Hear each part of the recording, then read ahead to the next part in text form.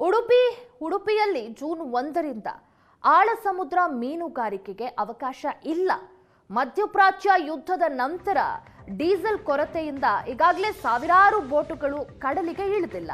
ನಷ್ಟದಲ್ಲಿ ಈ ಬಾರಿಯ ಮೀನುಗಾರಿಕಾ ಋತು ಮುಗಿಯುತ್ತಾ ಇದೆ. ಮಲ್ಪೆ ಬಂದರಿನಲ್ಲಿ ಸಾವಿರಾರು ಬೋಟುಗಳು ಸಾಲುಗಟ್ಟಿ ಲಂಗರು ಹಾಕಿವೆ. ನಮ್ಮ ಉಡುಪಿ ಪ್ರತಿನಿಧಿ ಈ ವಿಚಾರವಾಗಿ ವಾಕ್ಥ್ರೂ ನಡೆಸಿದ್ದಾರೆ, ನೋಡ್ಕೊಂಡು ಬರೋಣ.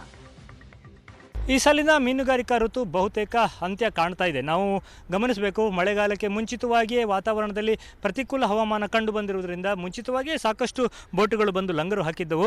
ಇನ್ನಂತೂ ಅಂದರೆ ಕೊನೆಯ ಭಾಗದಲ್ಲಿ ಮೀನುಗಾರಿಕೆ ಬಹುತೇಕ ಮುಗಿಯುತ್ತೆ. ಮುಂದಿನ 2 ತಿಂಗಳ ಕಾಲ ಅಂದರೆ ಮೀನುಗಾರಿಕೆಗೆ ನಿಷೇಧಿತ ಅವಧಿ ಅಂತ ಸರ್ಕಾರ ಘೋಷಣೆ ಮಾಡುತ್ತೆ. ಯಾಕಂದರೆ ಆ ಸಂದರ್ಭದಲ್ಲಿ ಮೀನುಗಳು ಸಂತಾನೋತ್ಪತ್ತಿ ಮಾಡುವ ಕಾಲ ಅಂತ. ಸೊ ಆ ದೃಷ್ಟಿಯಿಂದ ಆ ವೇಳೆಯಲ್ಲಿ ಸಣ್ಣ ಪುಟ್ಟ ಮೀನುಗಳನ್ನು ಕ್ಯಾಚ್ ಮಾಡಬಾರ್ದು ಅನ್ನುವಂಥ ಒಂದು ದೃಷ್ಟಿಕೋನ. ಮತ್ತೊಂದು ಬಹಳ ರಫ್ ಆಗಿರುತ್ತೆ ಕಡಲು ಮಳೆಗಾಲದಲ್ಲಿ. ಮೀನುಗಾರರ ಜೀವಕ್ಕೂ ಬೆಲೆ ಕೊಡುವ ದೃಷ್ಟಿಯಿಂದ ಮೀನುಗಾರಿಕೆಯನ್ನು 2 ತಿಂಗಳ ಕಾಲ ಬಹುತೇಕ ನಿಷೇಧವೇ ಮಾಡಿರ್ತಾರೆ. ಅಂದರೆ ಆಳ ಸಮುದ್ರ ಬೋಟುಗಳಿಗೆ ಕಡಲಿಗೆ ಇಳಿಯುವುದಕ್ಕೆ ಅವಕಾಶ ಇಲ್ಲ. ಸಣ್ಣ ಪುಟ್ಟ ದೋಣಿಗಳಲ್ಲಿ ಕಡಲ ತೀರ ಪ್ರದೇಶದಲ್ಲಿ ಮೀನುಗಾರಿಕೆಯನ್ನು ನಡೆಸುವುದಕ್ಕೆ ಮಾತ್ರ ಅವಕಾಶ ಇರುತ್ತೆ ಅಂತ. ಸೊ ಈ ಬಾರಿಯ ಮೀನುಗಾರಿಕಾ ಋತು ನಾವು ಗಮನಿಸೋದಾದರೆ ಅನೇಕ ಏರುಪೇರುಗಳಿಂದ ಕೂಡಿತ್ತು ಅಂತಲೇ ಹೇಳಬೇಕು. ಪೂರ್ವ ಮುಂಗಾರಿನ ಅಬ್ಬರ ಆರಂಭ ಆಗಿರೋದ್ರಿಂದ ಸಾಕಷ್ಟು ಮುಂಚಿತವಾಗಿಯೇ ಬೋಟುಗಳು ಬಂದು ಲಂಗರ ಹಾಕಿದ್ದಾವೆ. ಇನ್ನು ಬಹಳ ಸಮಯದಿಂದ ಬೇಡಿಕೆ ಇರುವಂಥದ್ದು 4ನೇ ಹಂತದ ಮೀನುಗಾರಿಕಾ ಬಂದರಿನ ಅಭಿವೃದ್ಧಿ ಆಗಬೇಕು ಅನ್ನುವಂಥದ್ದು. ಸೊ ಆ ದೃಷ್ಟಿಯಿಂದ ಅದು ಆಗದ ಕಾರಣ ಲಂಗರು ಹಾಕುವುದಕ್ಕೆ ಮತ್ತು ಜಾಗ ಸಿಗುವುದಿಲ್ಲ ಅನ್ನುವಂಥ ಕಾರಣಕ್ಕೆ ಮುಂಚಿತವಾಗಿಯೇ ಬಂದು ಸಾಕಷ್ಟು ಬೋಟುಗಳನ್ನು ನಿಲ್ಲಿಸಲಾಗುತ್ತೆ ಪ್ರತಿ ವರ್ಷ. ಈ ವರ್ಷವೂ ಕೂಡ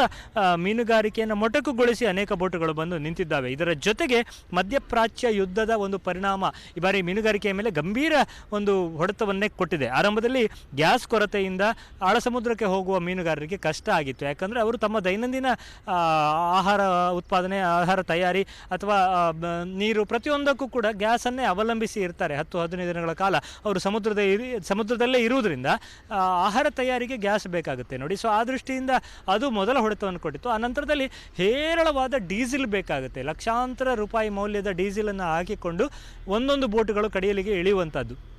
ಸೊ ಕೋಟಿ ಲೀಟ್ರ್ ಡೀಸೆಲ್ ಬೇಕಾಗುತ್ತೆ. ಸೊ ಆ ಡೀಸೆಲ್ನ ಒಂದು ಪೂರೈಕೆಯಲ್ಲೂ ವ್ಯತ್ಯಯ ಆದಾಗ ಒಂದಿಷ್ಟು ಮೀನುಗಾರಿಕಾ ಬೋಟ್ಗಳಿಗೆ ಕಡಲಿಗೆ ಇಳಿಯುವುದಕ್ಕೆ ಸಾಧ್ಯ ಆಗಿರಲಿಲ್ಲ. ಅದು ಒಂದಿಷ್ಟು ಹೊಡೆತವನ್ನು ಕೂಡ ಕೊಟ್ಟಿತ್ತು. ಸೊ ಪದೇ ಈ ರೀತಿಯ ಹೊಡೆತಗಳಿಂದ ಮತ್ತು ಕಳೆದ ಬಾರಿ ಋತು ಆರಂಭ ಆಗುವಾಗಲೂ ಕೂಡ ಪ್ರತಿಕೂಲ ಹವಾಮಾನ ಇದ್ದದರಿಂದ ಉತ್ತಮವಾದ ಮೀನುಗಾರಿಕೆ ನಡೆಸುವುದಕ್ಕೆ ಮೀನುಗಾರರಿಗೆ ಸಾಧ್ಯ ಆಗಿರಲಿಲ್ಲ. ಮೀನುಗಾರಿಕಾ ಋತು ಮುಗಿಯುವಂಥ ಸಂದರ್ಭದಲ್ಲಿ ಈಚೆಯಿಂದ ಡೀಸೆಲ್ನ ಕೊರತೆ ಆಗ್ತಾ ಹೋಯಿತು ಮತ್ತು ಬೇರೆ ಸಮಸ್ಯೆಗಳಿಂದಾಗಿ ಒಂದು ರೀತಿಯ ನಷ್ಟದ ಒಂದು ರೀತಿಯಲ್ಲೇ ಮೀನುಗಾರಿಕೆಯನ್ನು ಮುಗಿಸಬೇಕಾದ ಅನಿವಾರ್ಯತೆಗೆ ಈ ಬಾರಿ ಮೀನುಗಾರರು ಒಳಗಾಗಿದ್ದಾರೆ.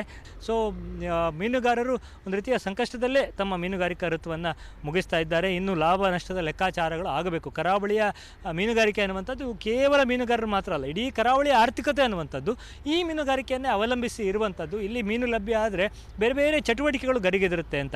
ಒಟ್ಟಾರೆ ಬಹುತೇಕ ನಷ್ಟದಲ್ಲೇ ಈ ಮೀನುಗಾರಿಕಾ ಋತು ಮುಗಿದ ಲಕ್ಷಣಗಳು ಕಂಡುಬರ್ತಾ ಇದೆ. ಉಡುಪಿಯಿಂದ ಕ್ಯಾಮರಾಮನ್ ಹರೀಶ್ ಜೊತೆಗೆ ಶಶಿಧರ ಮಾಸ್ತಿ ಬೈಲು, ಏಷ್ಯಾನೆಟ್ ಸುವರ್ಣ ನ್ಯೂಸ್.